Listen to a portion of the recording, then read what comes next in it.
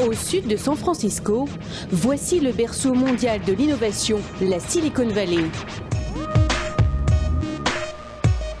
Tous les grands noms de la high-tech ont vu le jour ici. Au total, plus de 200 000 entreprises, dont certaines ont été créées par des Français. Avec près de 20 000 startups, dont notamment près d'une centaine de licornes, vous savez, ces pépites valorisées à plus d'1 milliard de dollars comme Uber, Snapchat ou Airbnb, eh bien la Silicon Valley, ce petit bout de territoire de 80 km de long, est devenu en quelques décennies le berceau des nouvelles technologies, un écosystème unique envié par le monde entier. Alors quelle est la recette du miracle californien ? Pour comprendre, il faut d'abord se rendre à la prestigieuse université de Stanford, là où tout a commencé. C'est sur ces bancs qu'est formée l'élite du pays, Roosevelt comme Larry Page, fondateur de Google. C'est elle aussi qui a enfanté les premiers start-upers, Hewlett & Packard, les informaticiens. Sans Stanford, ce ne serait pas ce paradis des start-up. Fred Turner est professeur à l'université et fin connaisseur de la Silicon Valley. Alors pourquoi cet endroit est-il si particulier ? Pour moi, la réussite de la Silicon Valley s'explique avant tout par ses talents, ces gens qui n'hésitent pas à passer d'une entreprise à l'autre. Ils forment une immense nébuleuse présente à la fois dans les startups et les grands groupes. J'en ai rencontré beaucoup et plusieurs m'ont dit « Je ne travaille pas pour mon entreprise, je travaille pour la vallée ». On va d'une entreprise à une autre, on se crée un réseau. Il y a un esprit d'innovation radical qui anime toute la région. Ici, on sent que tout est possible. On sent ici un réel état d'esprit. Comment vous le décriveriez? C'est un état d'esprit très individualiste, très orienté vers la réussite, tourné vers les réseaux sociaux et surtout très anti-institutionnel. Et ce dernier aspect est très important. Parce que si nous sommes très bons pour développer des nouveaux produits, des nouvelles façons de penser, de collaborer, nous ne sommes pas aussi bons quand il faut mettre en avant toute la diversité qui existe dans notre société. D'où vient cet état d'esprit? Ça date d'il y a longtemps et c'est une histoire très intéressante. Cela provient d'abord du monde des technologies. La vallée est un haut lieu de la recherche, en particulier la recherche militaire, dès les années 50. Mais cela vient aussi de la contre-culture des années 60. Les premières soirées où les gens prenaient du LSD ont eu lieu près d'ici. Et San Francisco n'est pas loin. On a donc ce mélange entre une culture technologique très marquée et une contre-culture expérimentale. Et pour ces deux communautés, la créativité, c'est quelque chose de cool.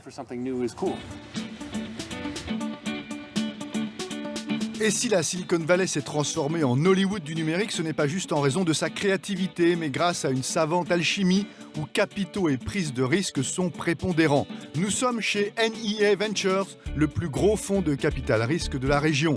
Depuis sa création, il a investi plus de 17 milliards de dollars et a réussi de jolis coups, comme Groupon, Salesforce ou Coursera. Alors quel est le secret de sa réussite ? Pour identifier une entreprise dans laquelle on va investir, plusieurs facteurs entrent en jeu. Personnellement, je préfère cibler des sociétés qui viennent bouleverser des marchés de grande taille et qui ont un impact significatif sur notre manière de vivre et de travailler.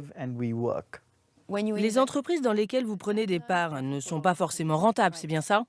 C'est ça, Donc, votre job est très risqué. tout à fait. Au rayon des startups qui ont séduit les capital risqueurs, citons Glassdoor qui a levé l'an dernier 70 millions de dollars auprès de Google et d'autres investisseurs. Pour faire simple, disons que Glassdoor, c'est le TripAdvisor des entreprises. Vous utilisez sa plateforme non pas pour choisir votre hôtel, mais pour sélectionner la société dans laquelle vous rêvez de travailler. Ici, pour l'anecdote, les chiens sont bienvenus dans les bureaux. On en compte jusqu'à 50 pour 600 salariés. Plus sérieusement, cette start-up a pour ambition de révolutionner le business du recrutement avec une idée toute simple, attribuer des notes aux entreprises grâce aux appréciations anonymes de salariés ou d'anciens salariés.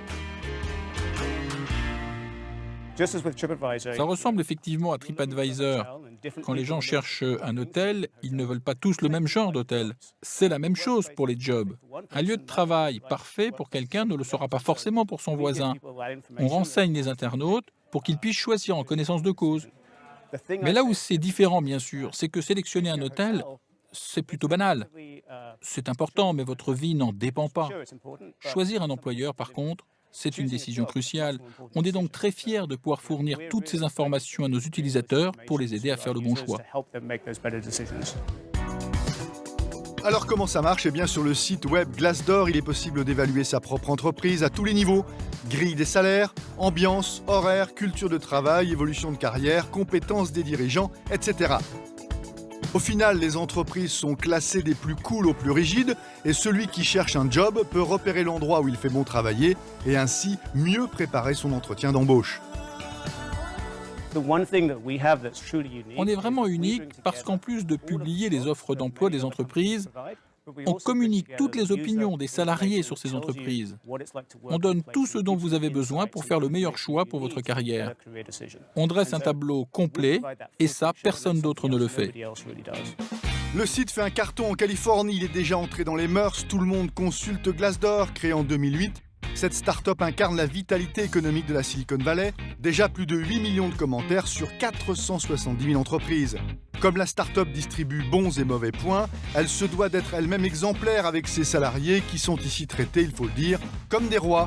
Coin cuisine avec nourriture et boissons à volonté, salle de jeu XXL, des terrasses pour bronzer en travaillant et même des kayaks pour une balade sur l'eau après la journée de travail. Et question congé, là encore, les salariés ne sont pas les plus malheureux. On a des vacances illimitées. Il n'y a pas de maximum au nombre de jours de congé. Mais ce sont des congés payés ? Oui, c'est payé. On peut partir voyager pendant 3 mois, 6 mois. On part du principe que vous savez quelle quantité de travail vous devez fournir et le temps que ça prendra. Et on vous fait confiance. C'est donc du management par objectif. Oui, c'est ça. Exactement. L'objectif de la start-up, c'est de conquérir la planète. Elle vient d'ailleurs de lancer sa version francophone. En introduisant notamment la transparence sur les salaires des entreprises, Glassdoor pourrait bien inciter les candidats aux profils les plus recherchés à faire monter les enchères.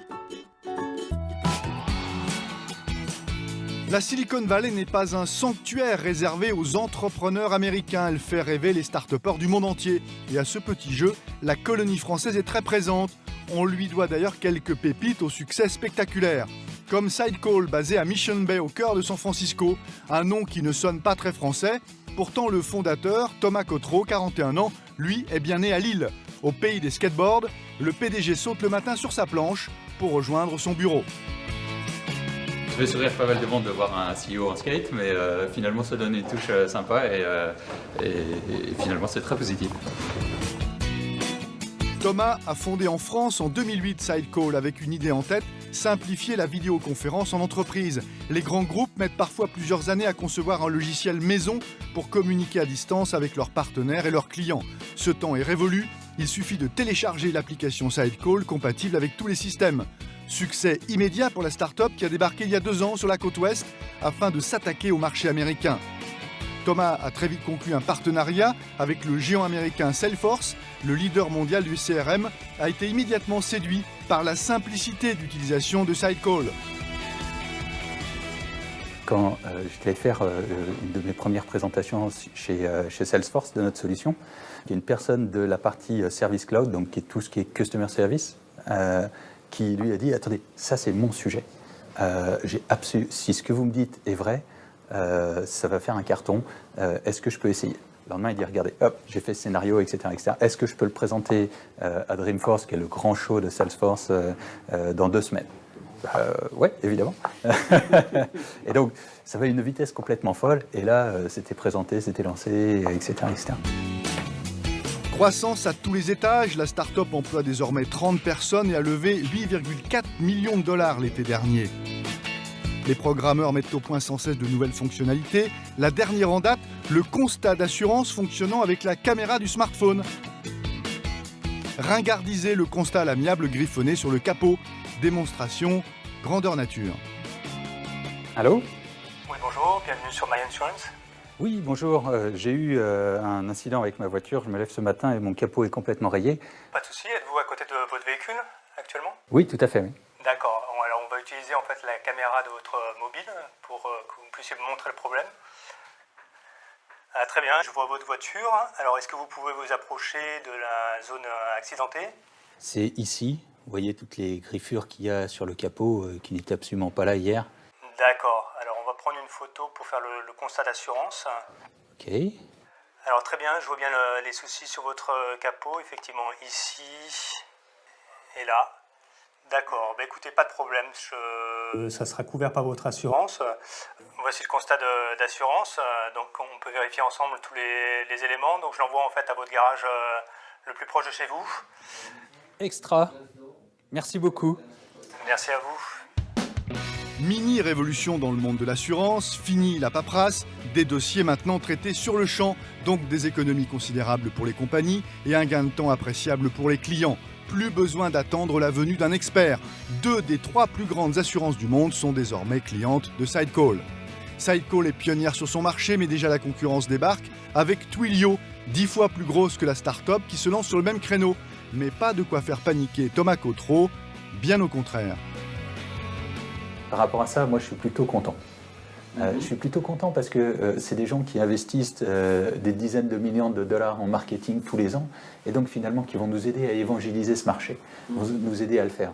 Et étant donné que sur le point de vue technologique et de la solution, on est très en avance par rapport à eux sur cette partie-là, je dirais, allez-y, investissez, aidez-nous à faire ce marché et puis de toute façon après les clients prendront la meilleure solution.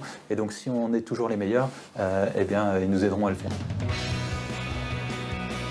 Après près de 3 ans sur la côte ouest, Thomas a épousé les traditions locales, burgers et matchs de baseball sont désormais son quotidien.